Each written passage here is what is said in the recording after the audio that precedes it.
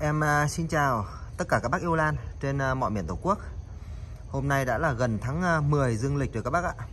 Thế nhưng mà vườn vẫn có những bông hoa nở các bác.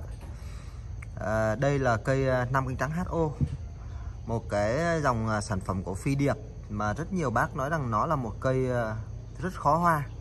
Thì điều này bản chất thì em cũng ghi nhận và cũng xác nhận nó là một cây khó hoa. Tuy nhiên không phải là nó không ra hoa được các bác nhé, nó vẫn ra hoa được. Nếu chúng ta nắm được những cái yếu tố cơ bản để cho cây ra hoa thì kể cả như trái mùa hoặc là những cái điều kiện chưa phải là thuận lợi nhất, nó vẫn mang lại giá trị, có nghĩa là bông hoa các bác ạ. Các bác đang nhìn thấy này, đây là một cái ki năm nhất này, và đây là mầm gốc năm 2. Thì trên cái ki năm nhất này nó vẫn ra hoa, đó là điều kiện chưa phải là thuận lợi các bác nhé. Tại vì thông thường một cây trưởng thành thì nó mới cho hoa được các bác ạ.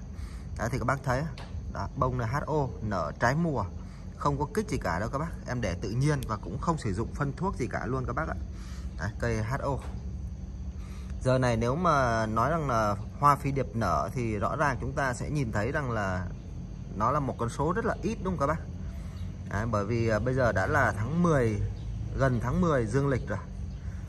Mùa hoa của cây Phi Điệp thì nó gọi là hoa hè, có nghĩa rằng là nó tập trung vào từ tháng 3 cho đến tháng 7, đó là mùa hoa nó rộ. Bây giờ đã là tháng 10 rồi. Đó. Thì có được những cái bông hoa, nói chung là chơi ở vườn lớn thì quanh năm được ngắm hoa chứ không kể theo mùa các bác. Mùa thì nó sẽ nhiều hơn thôi. Ví dụ đây nụ các bác này. Đây cũng là một dòng rất là đẹp luôn đúng không các bác? Bông hoa gần như là gọi là bói, bởi vì nó đều là những cái ki năm nhất là chúng ta thấy này. Ki năm nhất này, cái thân này, nụ đó. Đại diện cho Phi Điệp thì anh em hay nói đến là Nam Cánh Trắng Hà Tĩnh và Nam Cánh Trắng HO. Đây là một cây Nam Cánh Trắng Hà Tĩnh các bác này, nụ chi chít và hoa đây thì nở bung mà bét lâu rồi đó. Thì chúng ta mới thấy rằng là khó hoa hay là dễ hoa thì nó phụ thuộc vào thứ nhất là cái đặc tính của cây. Tuy nhiên bên cạnh đấy có một cái yếu tố nữa, đó là cái quá trình mình thực hiện chăm sóc. Nếu nắm được những cái yếu tố cơ bản thì cây nó ra hoa rất là dễ chứ không phải là khó. Nó chỉ khó hơn so với cái mức thực tế là một ít thôi. Nhưng mà nếu ta nắm được thì nó sẽ ra hoa rất là ok luôn các bác nhé. Hoa rất là dễ thôi, không phải khó đâu. Vậy thì cái nguyên nhân nào dẫn đến là cây chúng ta chăm sóc mà lại không ra hoa, mà lại toàn có ra ki không? Đây là cái câu hỏi mà rất nhiều bác thắc mắc. Và em cũng đã trả lời và cũng như chia sẻ rất nhiều những cái video nói về cái vấn đề để cho cây ra hoa. Có nghĩa là mình phải nắm được những cái yếu tố cơ bản để cho cây ra hoa. Thì từ đấy mình tiết chế để làm sao cho cây nó có đủ các cái điều kiện để nó ra hoa các bác ạ.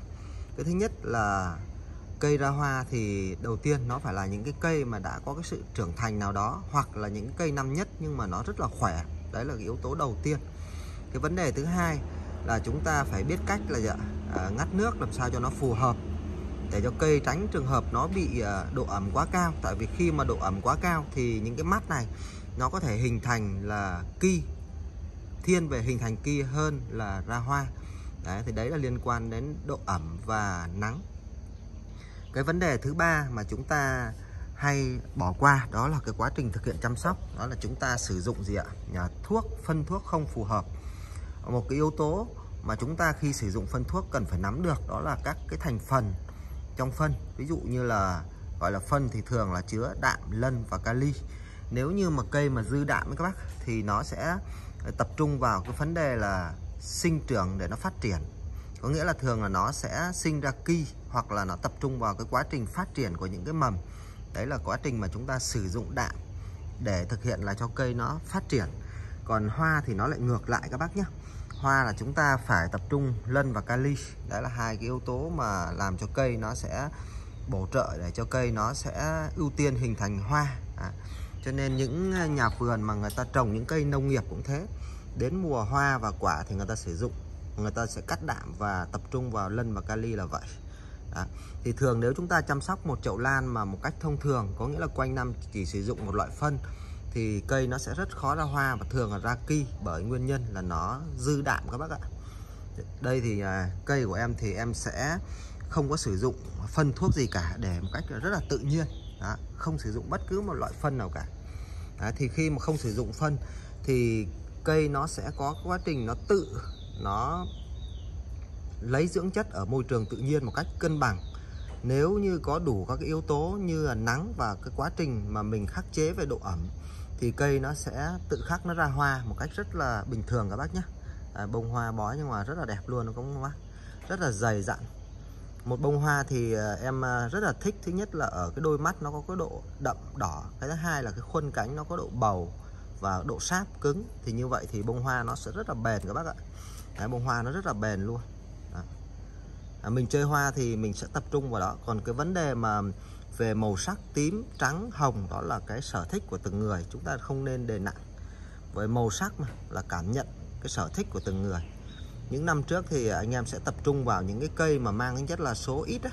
Ví dụ như là phi điệp thì cơ bản nó gọi là phi điệp tím, có nghĩa là gam màu này gọi là cái màu cơ bản của cây phi điệp. Đó.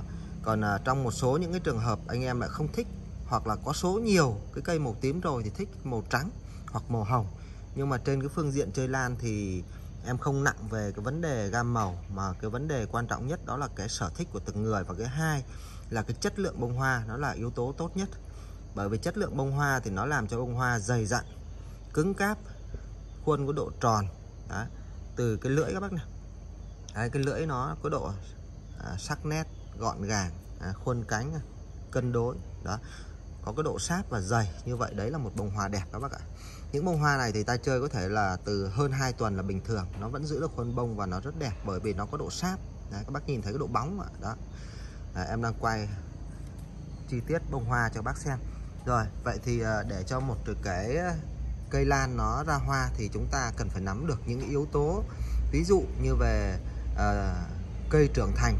Nhận định cây trưởng thành là nó phải là cái cây mà có độ khỏe, ví dụ như cái thân này, các bác thấy không, hoa nó ra rất là rải rác nhiều rồi, thân nó phải có độ mập, và đây thắt ngọn và đi vào mùa nghỉ một cách đúng về cái cơ bản của cây, đúng không? Không có sự tham gia gì đó, không có cái sự ép gì đó để chúng ta tác động vào, mà để cho nó mang rất là tự nhiên.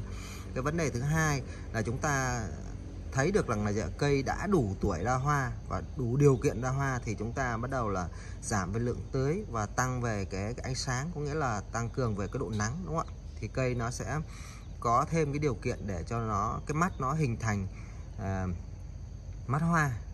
Vấn đề thứ ba đó là chúng ta sử dụng phân thuốc thì phải nắm được các cái thành phần trong phân, đó là đạm, lân và kali. Và chú ý cho em là gì ạ? Lân và kali là hai cái yếu tố để làm cho cây thúc đẩy cái quá trình ưu tiên ra hoa các bác nhé. Đấy, chúng ta hiểu cơ bản như vậy thôi là chúng ta chơi lan rất là khỏe luôn, chứ không phải rằng là lo lắng là vì sao mà trồng cây toàn ra ki mà không ra hoa, thì đấy là do chúng ta chưa nắm được thôi. Rồi em xin chào và hẹn gặp lại các bác ở video sau.